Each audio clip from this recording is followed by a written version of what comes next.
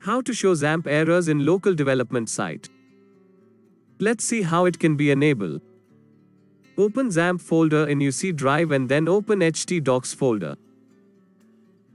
Create a new file called example.php and write PHP inbuilt function called phpinfo.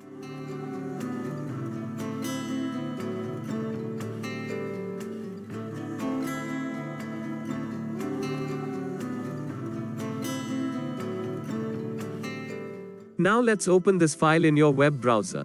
Write localhost and type file path.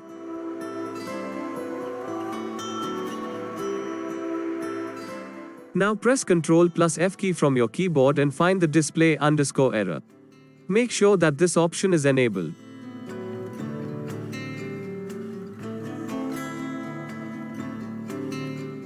If it is not enabled, go to your php.ini file and find display error. Now just turn on your display error option.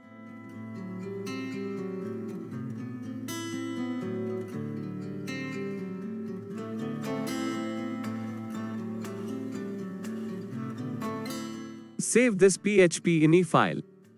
Another important thing is check output buffering in PHP information page.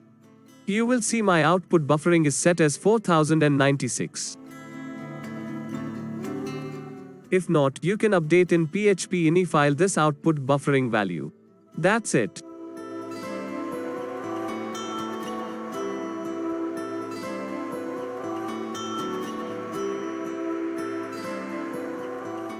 Thank you for watching this video.